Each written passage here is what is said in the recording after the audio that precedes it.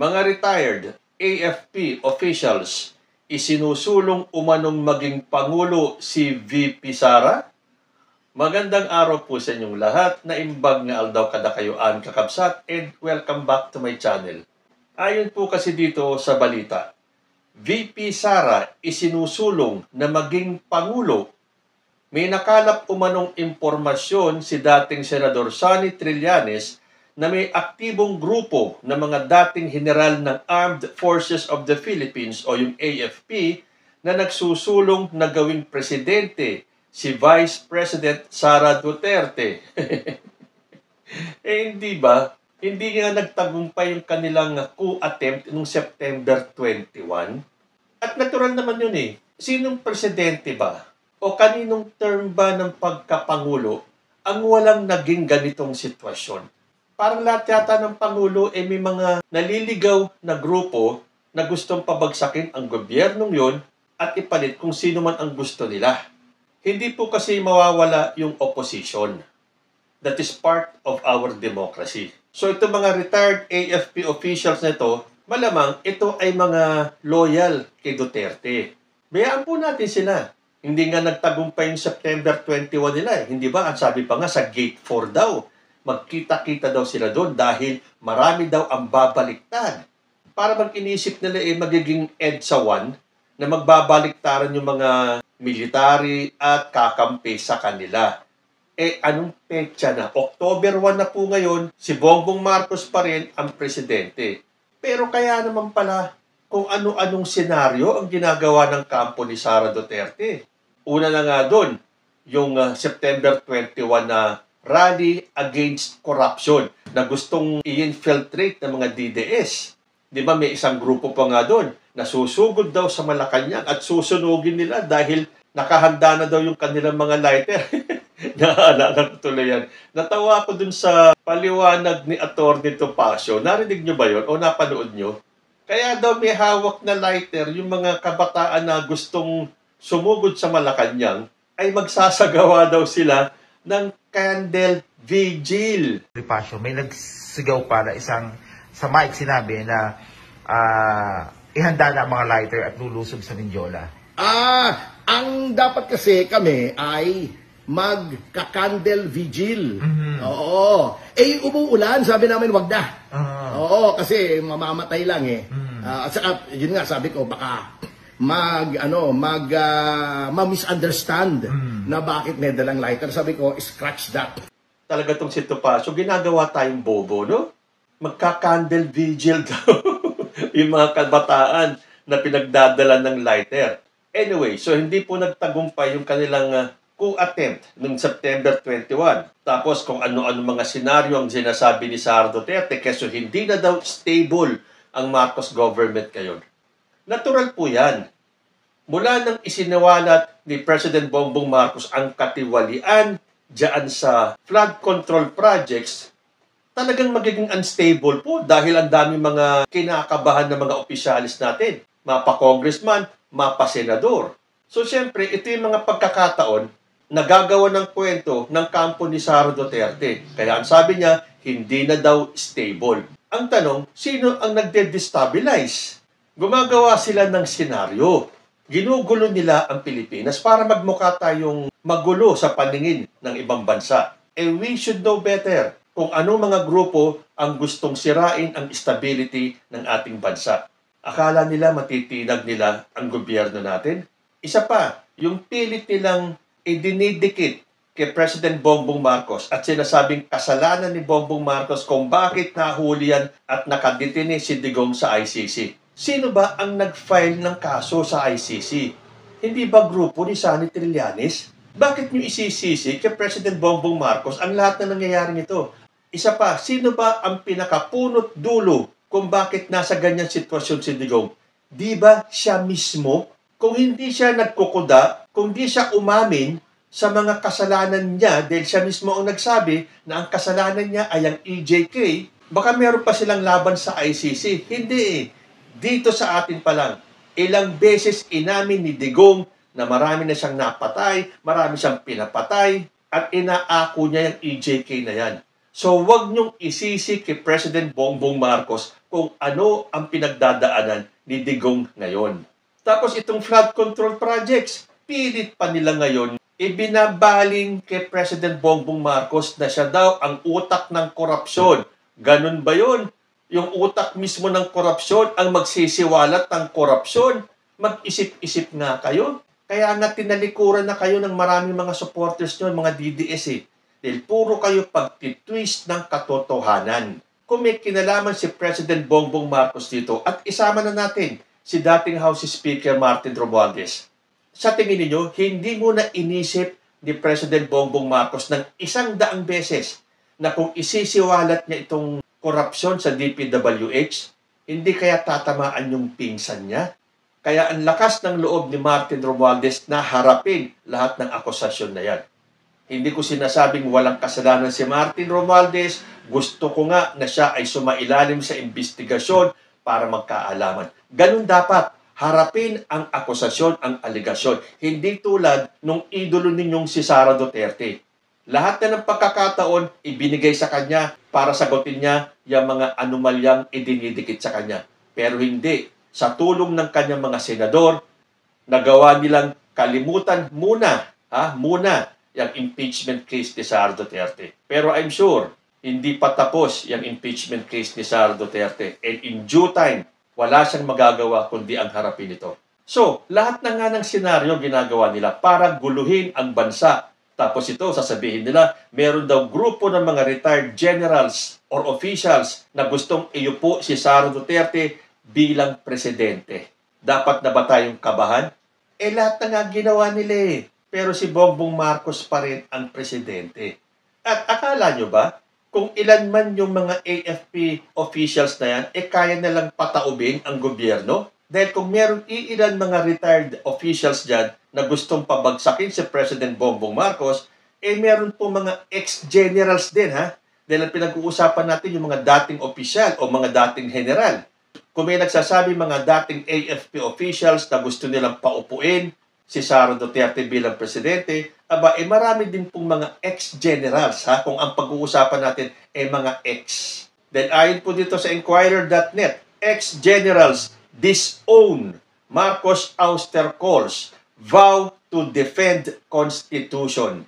Retired military generals and armed forces of the Philippines officials rejected calls by a small number of former officers for President Ferdinand Marcos Jr. to step down and sought to reassure the public that the military remains a professional and stable institution amid a charged political environment. Pero para sa akin po, umpisa pa lang ng kampanya noong 2022, ito po ay kasama sa grand scheme ni former President Rodrigo Duterte. Kung maaalala nyo, meron siyang isang statement noon kung saan sinabi niya na si President Bongbong Marcos ay baka matulad sa nangyari sa ama nitong si Apo Lakay. Parang ang pahiwatig magkakaroon ng kudeta, ng people power at patatalsikin si Bongbong Marcos sa kanyang pwesto. Noon pa yan. Kaya nga umpisa pa lang, lagi kong sinasabi to, tulad ng sinabi mismo ni Digong na they plant evidence. They plant the intrigues. Umpisa pa lang. Nagtanim na sila ng propaganda na si President Bongbong Marcos o isang kandidato pa lang noon ay gumagamit ng cocaine, ay isang drug addict, ay isang weak leader. Lahat yan. Kaya hanggang ngayon, yun ang senaryo. Paulit-ulit na lang. Pakinggan nyo si Basti Duterte, si Pulong Duterte, si Sara Duterte. Lagi na lang sinasabi, hair follicle test, bangag, cocaine addict, paulit-ulit na lang. Pero wala naman silang maipakitang konkreto o solidong ebidensya na drug addict si President Bongbong Marcos.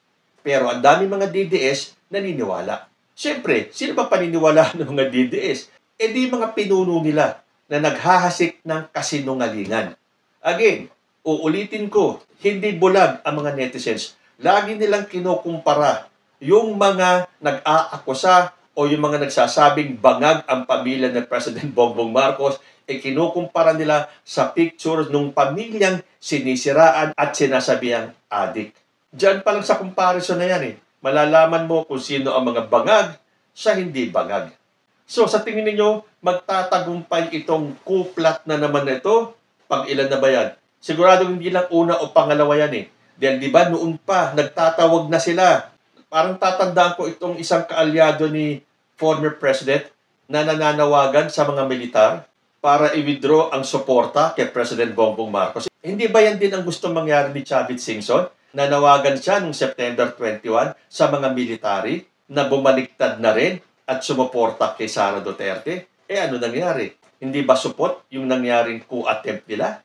At sa tingin niyo, walang basbas ito ni Sara Duterte? Yung plano nilang pabagsakin si President Bongbong Marcos at ipalit siya bilang presidente?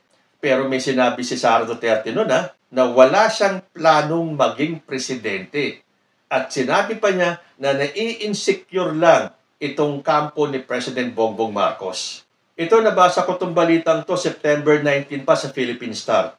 Sabi dito, nasasayangan umano si Vice President Sara Duterte dahil naisasantabi raw ng Administrasyong Marcos ang papel niya bilang bise sa mahahalagang desisyong kailangang gawin sa bansa. Paano kang hindi isasantabi ng gobyerno ni President Bongbong Marcos? Ikaw ang lumayo, ikaw ang kumalas sa gabinete ni President Bongbong Marcos. Ngayon sasabihin mo, isinasantabi ka ng Administrasyong Marcos dahil nasasayangan ka sa papel mo bilang bise, lalo na sa mahalagang desisyong kailangan gawin sa bansa. Nagsulo ka eh. Hindi ba panay ang paninira mo kay President Bongbong Marcos at sa gobyerno niya? Panay ang paninira mo, wala ka naman mailatag na solusyon? Wala ba talaga?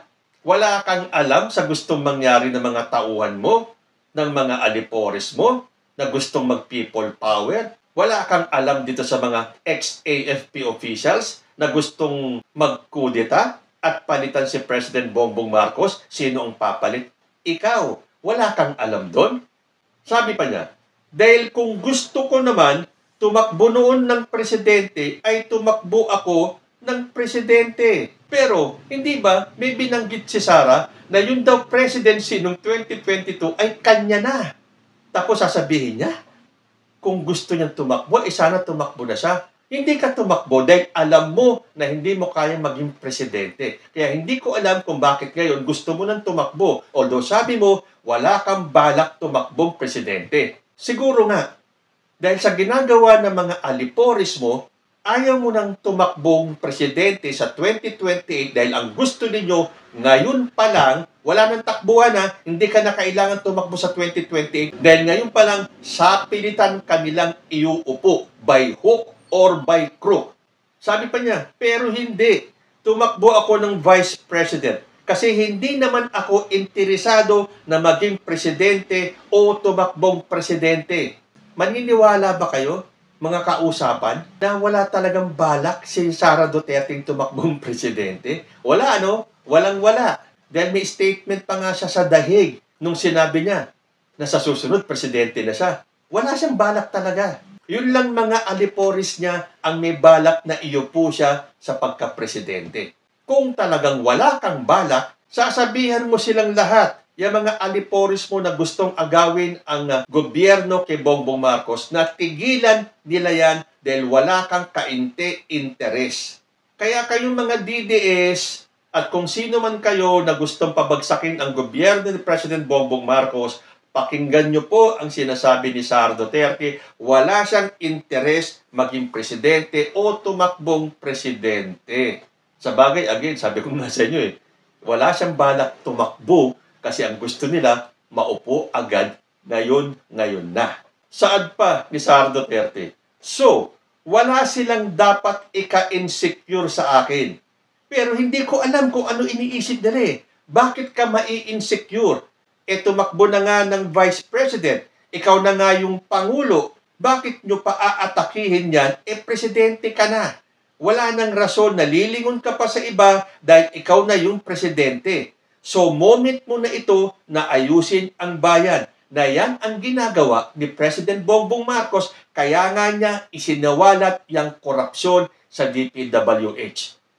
Masaktan na, masagasaan na ang dapat masagasaan. Mukhang masasagasaan din kayo, Sara, di ba? So, tama ka. Ano ang kai-insecure ni President Bongbong Marcos? Kaya nga may titulo siyang President Bongbong Marcos. So ano ang dapat niyang ika-insecure? Hindi ba kayong mga gumagawa ng paraan para ibagsak si President Bongbong Marcos ang insecure? Kayo po, ano sa tingin niyo? Insecure nga ba si President Bongbong Marcos kay Vice President Sara Duterte na walang kabalak-balak tumakbong presidente sa 2028 dahil ang gusto ng mga alipores niya tulad dito mga ex-AFP officials at yung kanyang mga Duterte senators at kung sino man ang kanyang mga kaalyado ay gustong ngayon pa lang, wala nang takbuhan sa 2028, ngayon pa lang, iupo natin si Sara Duterte bilang presidente. Sa tingin ninyo, sino ang totoong insecure? Comment lang po down below and I will see you in my next video. Diyos ti Agnina.